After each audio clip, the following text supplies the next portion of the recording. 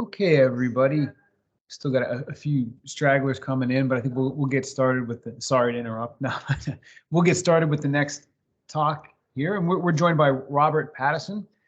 Robert has a degree in chemistry from Georgia Tech and a master's in biochemistry from UW-Madison. He has spent over 10 years managing GC and GCMS operations with laboratory teams. And since that time, he's really transitioned, focusing in his career in automation and analysis for the oil and gas industry specifically. So he's worked on a variety of ASTM committees, as well as GPA and API technical groups. He's currently with Thermo Fisher Scientific as a regional sales manager for the Western US for process analyzers. And today he's going to talk about a topic near and dear to my heart because I'm an analyzer guy, and that is process mass spectrometers, specifically for EMACT and MON compliance. Robert? Thank you, Chuck. So, welcome everybody. Thank you for joining us today, and we'll talk about process. So specifically, there are two sections in the CFR that relate to flare performance. 63.670 is the flare, just the actual flare itself. 63.671 is flare monitoring. So I'm primarily concerned with if you have a mass spec and you want to be in compliance with EMACT or MON, what does that mean on a day-to-day basis for using your mass spectrometer? A little bit about, hey, what is a mass spectrometer? I will tell a little story about myself. Prior to going to work at Thermo Fisher, if you had told me, well, we want to use a mass spec to look at BTU in our flare, I would have said, oh, you mean a GC mass spec? And I'm like, no, wrong. Mass spec, no GC. So inherent to a process mass spec, you have all the technology you need without a separatory column in order to get all of your components, identities, and concentrations. So that's the cool thing about process mass spec. It's because there's no physical separation of your molecules of interest, you are able to do it much faster. So first thing, compliance. What are the compliance dates for EMACT and MON? EPA says thou shalt be ready to be in compliance within 3 years of the release of the final rule. For EMACT, that was July of 2020. So the compliance deadline is the end of July 2023. And for MON, it'll be end of August 2023. So process mass spectrometry, I gave you a little clue that what we're doing is we're going to identify all of the molecules that are present in the stream, and we're going to speciate those components, meaning we will identify and quantify each of the components that is present, and the analyzer will get updated results from your process stream approximately every 30 seconds if you have a lot of components you're looking at, and it'll be much faster than that. You can go down to 10 or 15 seconds if you have only a few components of interest. So how do we do this simultaneous identification and quantitation? It is in the software. It is looking at the abundance of all of your isotope or your ionic fragments. So the molecules themselves are ionized, and we're going to actually count those molecules, and then there are going to be fragments of those molecules, and we'll count them too. And we'll look at the relative proportion of all those various. It's a scanning process where we look at the molecular weights all the way starting from hydrogen and going up to high molecular weights. So in order to do that, we need to get the number of molecules we're looking at down to a manageable number, and the mass spec, any mass spec, is going to do that under a vacuum. So one of the things that all of the technologies we're talking about in the process mass spec world, we do magnetic sector. Chuck's company, Extrel, does quadrupole. We both use Faraday detectors because they're inherently linear. And if you're a chemist like I am and somebody tells you your analyzer will perform absolutely in an absolutely linear fashion, you're like, woohoo, that's great news. So anybody care to guess what we're going to use to ionize our molecules? Any answer? Nobody? Nope. No penalty for wrong guesses. I guess. No. No. You know. Okay. So the ionization happens because we generate a stream of electrons, and it's like a billiard ball effect. We're going to knock an electron out of the orbit of the molecules, and that's going to produce a cation, a positive charge. We can then manipulate us and our technology. What we're going to do is we're going to change the strength of the magnetic field, and we're going to direct the molecular weight of interest to the detector. In the case of the quadrupole for Extrel, they are going to change the Electrical field. Yeah, you change the RF. We're ramping DC. Okay, so they change the current on the quads. We change the strength of the magnetic field on our magnet.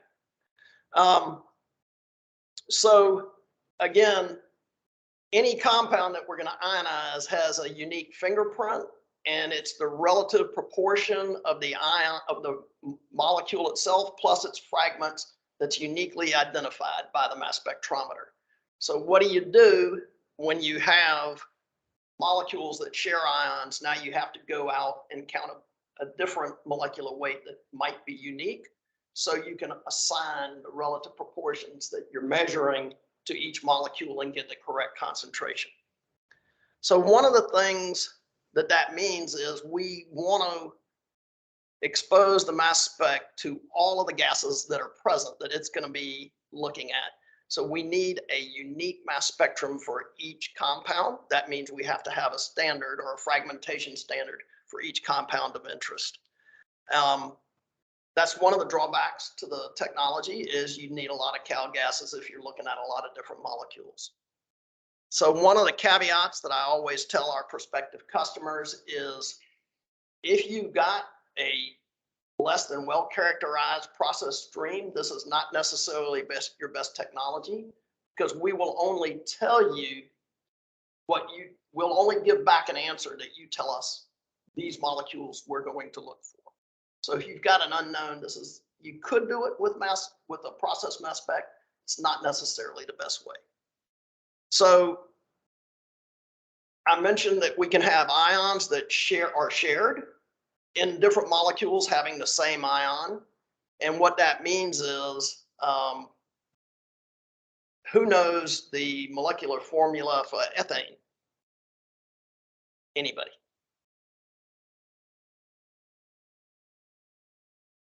Thank you. Okay, so now if we take off 2 hydrogens from the ethane, we've got ethylene, right? So the molecular C2, that's 2 times 12 is 24 plus 6 is 30. So if I take away 2 from that, I've got 28 for ethylene. Well, my ethane is going to have a big 28 as well.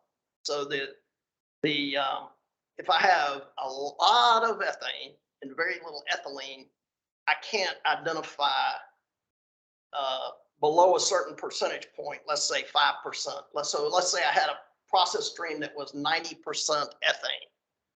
If I get below about 5% ethylene, I'm not going to be able to tell the native ethylene from the ethylene that I'm actually generating in the mass spec. So that's the concept of molecular interference that we have to deal with in mass spec. So this is the ethylene molecule, and you can see the big peak at 28.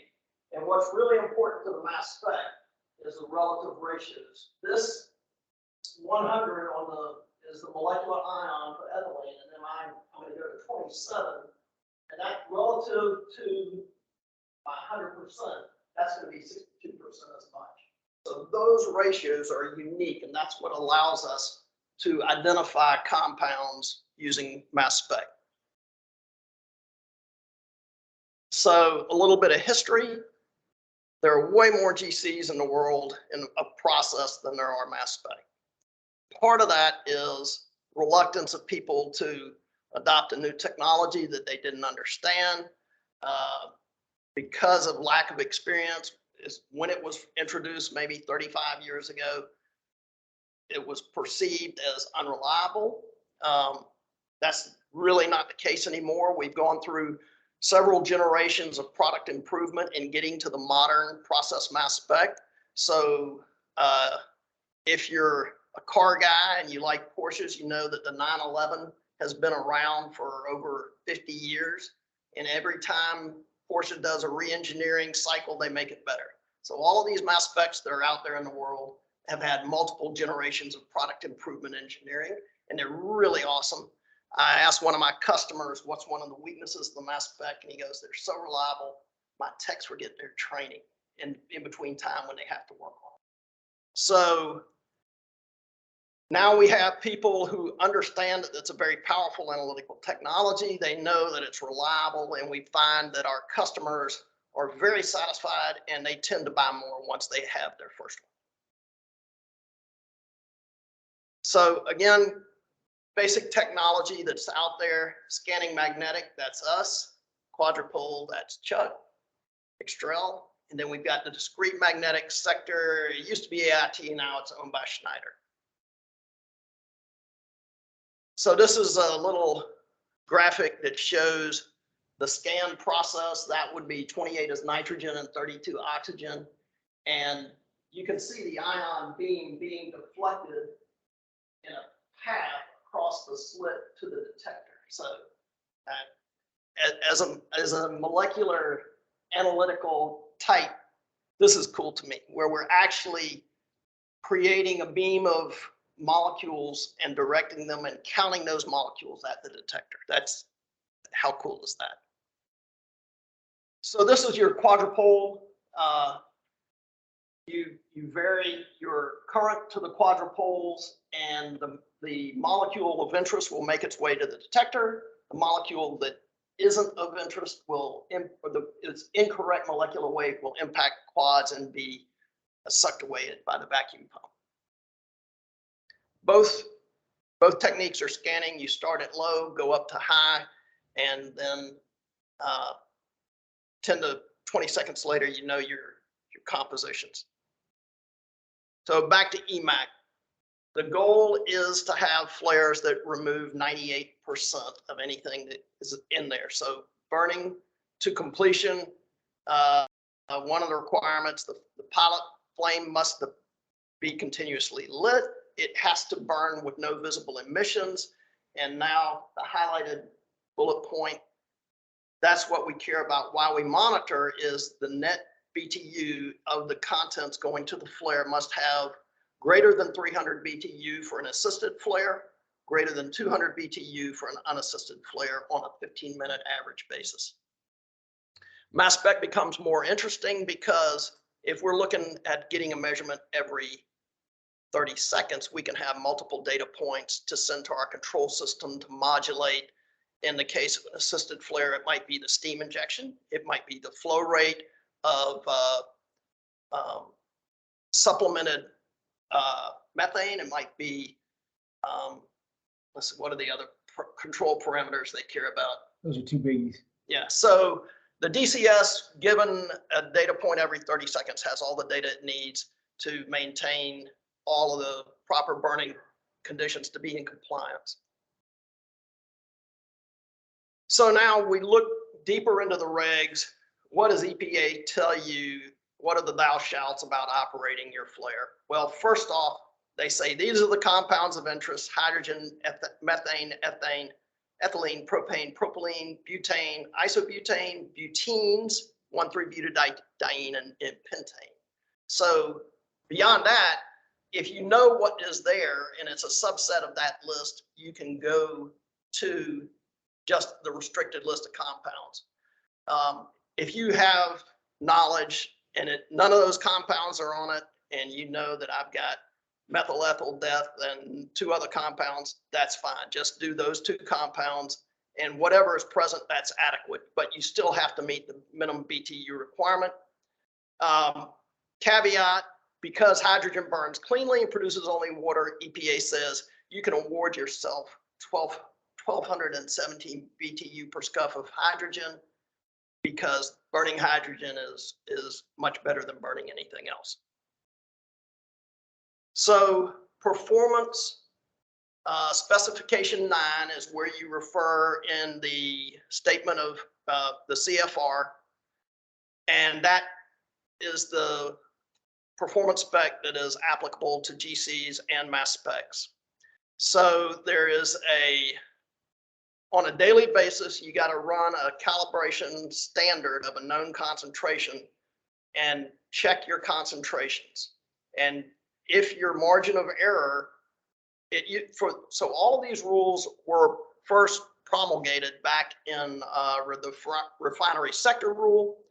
Now all of those refinery sector rules are incorporated into EMON and EMACT by reference, and the one difference in terms of evaluating your mass spec performance is you can just look at the total BTU. You don't have to look at the error on each individual component. So there's also a 3-point linearity check that has to be done on a quarterly basis. That 3-point standard is normally going to, in a GC, that would be how they calibrate. Well, a mass spec, you don't calibrate that. So EPA says this is a validation, not a calibration. Linearity greater than 0.995. And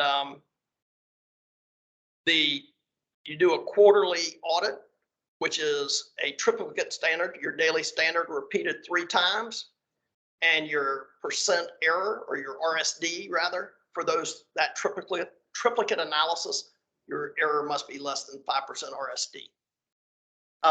One of the things that EPA says that you need to do that I think is inadequate, but hey, it's their regulation. So if my customer asks me, what temperature do you run your mass spec sample system at? I'm going to tell them, well, is there any possibility of water being in your flare? Mass specs love gas, hate liquids, or at least the process mass spec. So I want everything hot and in the vapor phase. And as you all know, anything above 212 F, happily vapor. Below that, it's not so happy. So I'm going to tell my customers, run your mass spec as hot as you want. 240 F is great. Then it minimizes the opportunity for any contamination, fouling or contamination accumulating. So EPA says above 60 degrees C is the minimum temperature for your sample for your flare analysis. I would tell anybody who's operating a mass spec for their flare, just keep everything above 100 C. So again, more about the cal gases. That 3-point linearity standard is essentially your normal, which is your daily, a half of that. So you have X, 1/2 X, and they say 40 to 60% of that concentration, and then 1.5X, and that's 140 to 160% of your normal daily validation standard.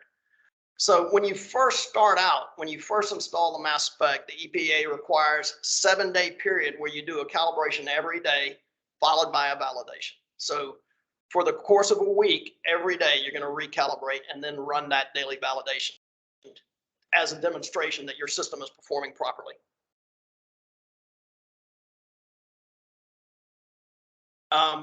The performance audit test is done quarterly. That's that 3-point, that's that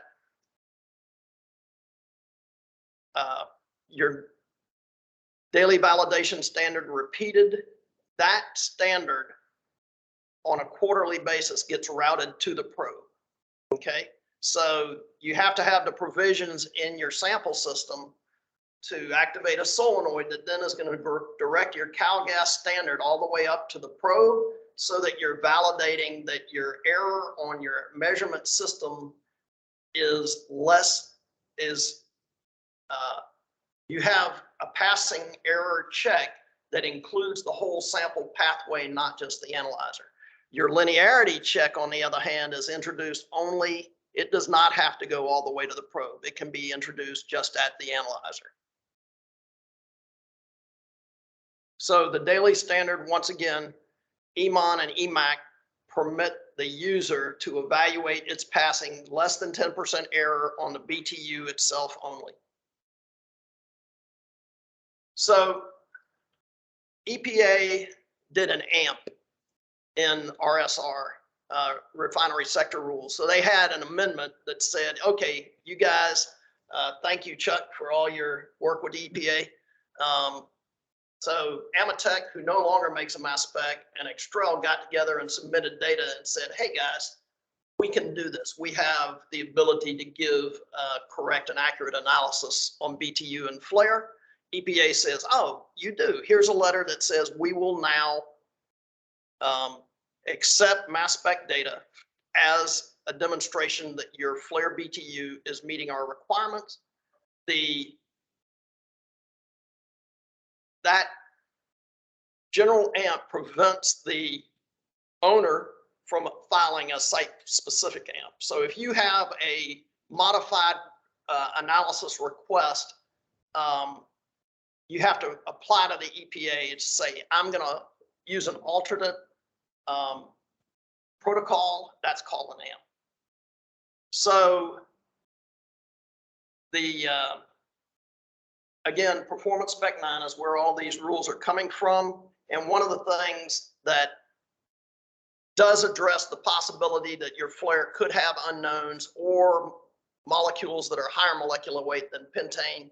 EPA says anything that isn't specifically addressed, we can get it with the response factor from pentane. So why mass spec when GC is a less expensive option? If you look at that column on the right, your precision of measurement is superior with mass spec. It's a better analytical technique. Again, I'm biased. I get to sell mass spec. Anyway, so when you look at the ability to give good data with a minimum amount of maintenance and have faith in your results, mass spec is an extremely reliable, accurate technique for flare monitoring. So speed is going to be better, 5 to 10 times faster than GC. Again, some of my customers have told me that they were able to run 6 mass specs for more than a year with no failing validations. So minimum attention necessary to keep the mass spec running on a daily basis. The linearity is excellent. We are able to give almost perfectly linear measurement from ppm up to 100%. Because we are doing the separation with computation, that means that the application itself is in software. So if you need to change the software, and if you wanted to add an additional sampling point to the mass spec, all the mass specs on the market have the ability built in to switch between samples. So you can modify the software, add additional sample points, which is a completely different application than the one you're originally measuring. And we have that flexibility in the mass spec. So if you look at the cost of ownership and you evaluate it over multiple points, it's actually a less expensive analytical technology.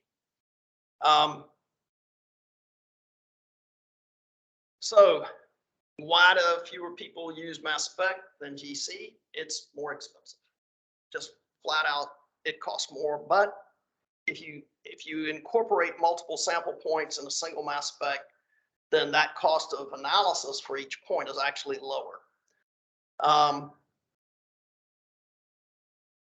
Again, because of lots of technicians being out there that are familiar with GCs, they're comfortable saying, I want another GC, as opposed to now I want to include mass spec in those technologies that I'm responsible for, especially if they haven't been exposed to how reliable it is. That gets back to negative misconceptions. It's possible that somebody didn't have a well-characterized stream, and if you don't know what all is in your stream and you put an analyzer on it that is designed specifically to assess your knowns, that's not a good match, and that is a potential for disappointment on the customer side. Like I talked about earlier, the mass spec needs every compound that you're going to analyze as its own individual calibration standard. So that takes up real estate. And as we all know, in a chemical plant or a refinery, real estate is valuable. So telling somebody I need a rack of 16 gas cylinders to calibrate my mass spec is possibly a fraught conversation. Vacuum. I mentioned that we have the need for a vacuum, and a vacuum is at a very low level. So once I turn off the mass spec from maintenance, it's going to be offline for several hours while that vacuum is reestablished. We know that so we have various status lights that the analyzer propagates over our software. And after about 4 hours, we're stable enough that we can do our calibration. And that calibration will be valid for at least a day. And then you need to recalibrate while that analyzer has been pumping down overnight. So again, some of the advantages, the ability to do multiple streams. If you look at 5 streams on a single analyzer, that cost per stream analysis is lower than on any other technology. Flexibility. Once you have a GC set up for a particular application and you want to reapplicate that GC, that's multiple thousands of dollars to if the manufacturer would agree to it. So in terms of your numbers, precision and accuracy, mass spec is unsurpassed by any other technology. And again, linearity, almost perfectly linear, low ppm to 100%. And that's my talk for today. Any questions?